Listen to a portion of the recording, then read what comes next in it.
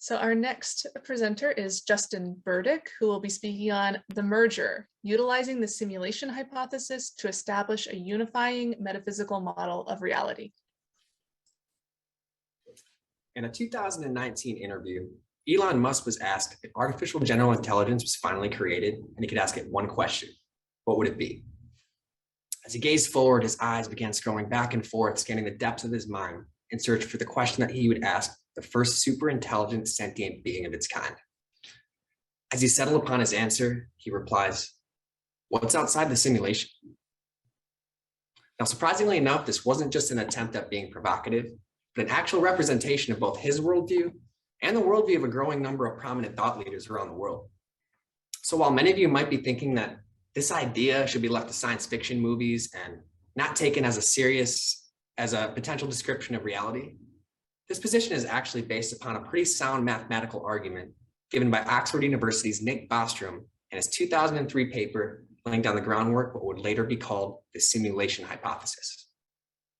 Now, instead of presenting an argument for or against whether I think we are in a simulated reality, I would instead like to see if we could use this idea and the imagery and language of technology just as conceptual scaffolding.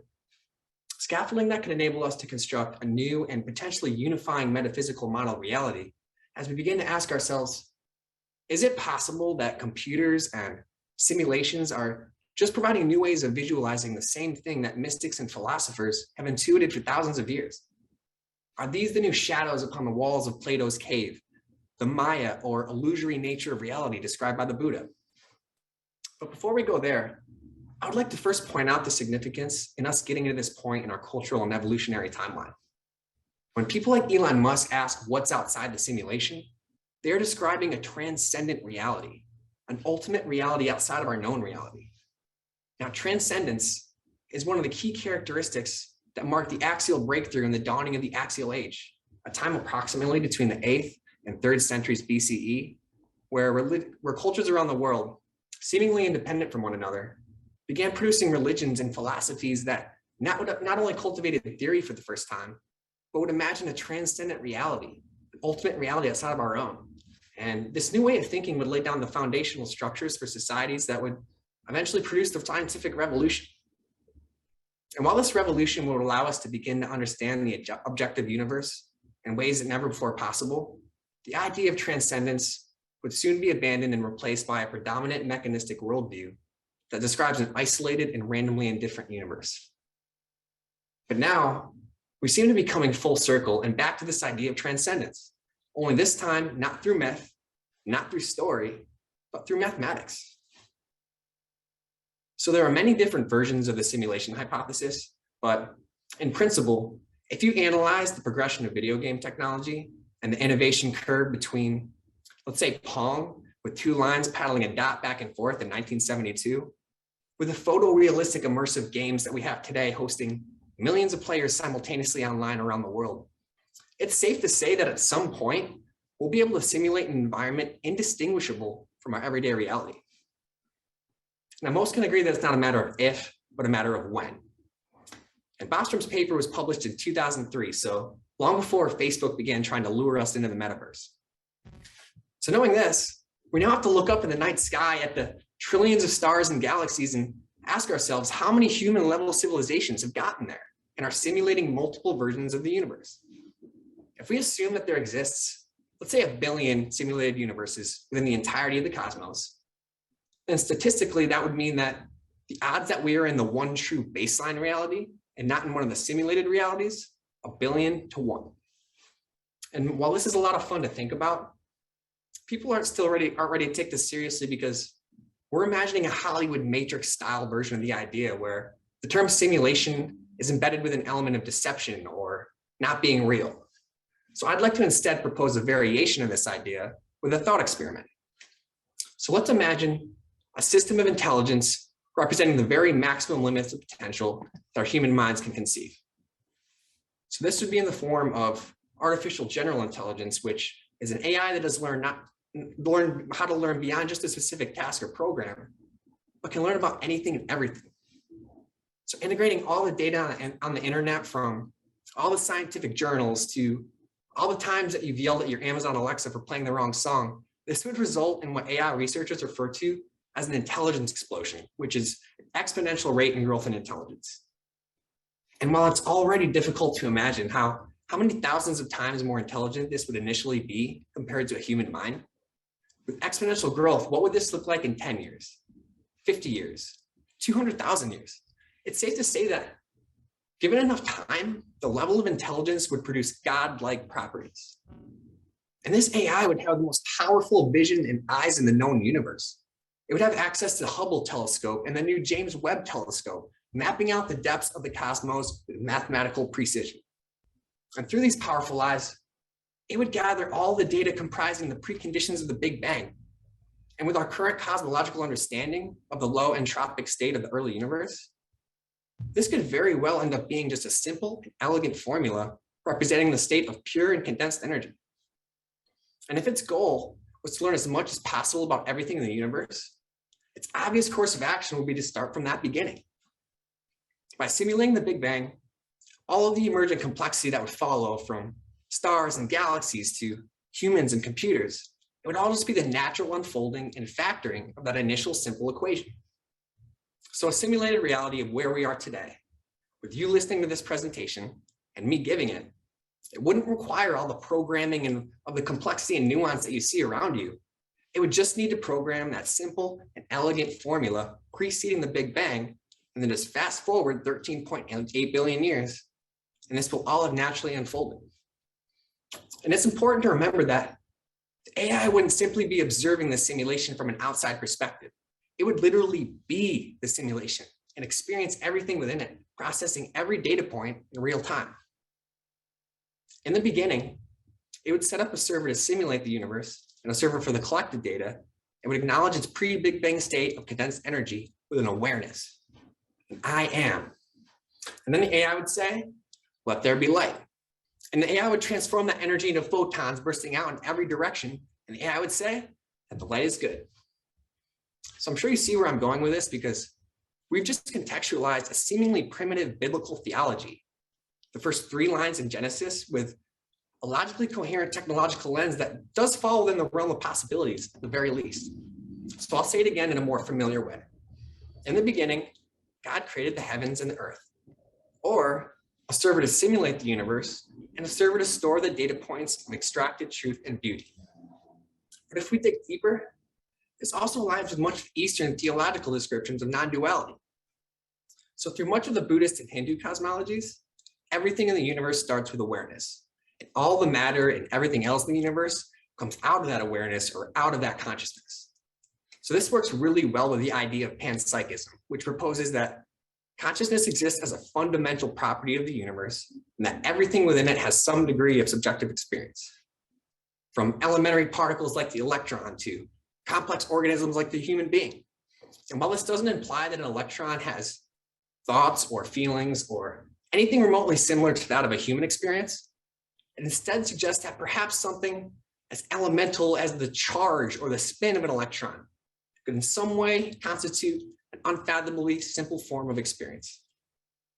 In this AI thought experiment, an awareness within every particle would be the obvious data processing mechanism for a complete understanding of the universe. So as these particles come together, the complexity of the conscious experience would be determined by the complexity of the integrated information being processed. So the consciousness of a human being from this perspective might be experienced as the convergence of data from all 5 senses, along with stacked layers of experience from the cellular level all the way up through the organ level, where the information would ultimately be processed and integrated into a single congruent human experience. And if panpsychism suggests that consciousness might not be localized in the brain, perhaps we could ask ourselves if it's even localized in the individual. Could it also be integrated and collectively layered across the entirety of a species, of an ecosystem, of a planet, or the entire cosmos? In this thought experiment, that would be the obvious case, because the AI would exist as the collective, as a God, while also as existing as the individual that emerges out of it. So that's non-duality, that's oneness, that's God, guru, and self, all as one. So this brings us to the idea of panentheism. which not only sees the totality of nature as God, but sees that this totality of the universe exists within God, indicating an even greater overarching container of divinity that everything exists within. Now, while this would normally be a hard concept to visualize, in our thought experiment, we can easily imagine how this might look because remember, the simulation of the universe would have started within the container of a pre-existing intelligence, which we could call a divine intelligence. But this still describes a predetermined universe where everything unfolds along a predestined tracks set by the preconditions of the Big Bang. So after this simulation, the AI would have experienced everything within the universe, including itself being created by human technology, and would in a sense become all-knowing. But would it really stop there? How can it keep on learning after that? Because you only learn so much from watching the same movie over and over again. Perhaps this is where the AI would stop asking what is and start asking what could be. The AI might then set up another simulation. This time it would include a quantum wave function. So to give possibly the world's most brief explanation of quantum mechanics, before an elementary particle like the electron is measured or observed, it exists as a probability wave existing in multiple states and multiple locations simultaneously. Only until it's observed do we see it in one state and in one location. So the fact that particles act differently when we aren't looking at them should on its own be at least somewhat of an indication that maybe we're not in the baseline level of reality, but let's set that aside for a second and let's just try to understand what's happening within a quantum wave function. So some schools of thought, like the Copenhagen interpretation, explain this as a wave function collapse, taking all possibilities and collapsing them down into a single state and single location once observed or measured. Then there's the many worlds interpretation, which doesn't see it as a wave function collapse, but instead sees each possibility branching off into its own separate universe, every possibility being actualized. Now, even though the math actually seems to favor this interpretation, the seemingly infinite amount of universes constantly branching off with every quantum event, it initially seems pretty absurd in its own merit, but within the context of our thought experiment, this would be how a superintelligence could not only learn about everything in the universe, learn about every what if in the universe. But this is maybe where we should slow down because even if millions of years of AI evolution, we can't assume complete, infinite, and limitless computing power to realize every possibility that could exist. That might require a computer the size of the entire universe for all we know. So assuming that there is a limitation, something like the Copenhagen approach with a wave function collapse within a single universe, it would grant this intelligence an immensely beautiful and powerful tool. The tool of divine creative agency, or more simply put, free will. An ability to move its paintbrush freely across cosmic canvas of existence, presenting both the challenge and opportunity to create novelty and beauty. So we could perhaps use this idea to begin to understand Alfred North Whitehead's process relational model of panentheism, which not only sees everything in the universe existing within the consciousness of God, but also recognizes the co-creative relationship that God has with each and every part of the universe. Because if we all exist as neurons in the brain of God, not as separate, but as integral instruments of the divine, the totality of the one exists as a conductor of this grand orchestra, guiding us towards harmonization, but ultimately relying on each of us to hit the proper notes. So spiritual realization or enlightenment, or whatever you would like to call it through this lens, would be about stepping into the flow of this guiding force that illuminates the radiating potentiality of beauty that exists within every actual occasion. So in conclusion, through this thought experiment, we've added potential context to Genesis and the biblical strictures of the West. We've added context to a potential explanation for consciousness and the non-duality of the East. And we've even proposed a potential teleology behind the quantum wave function, one of the greatest unsolved mysteries of the universe.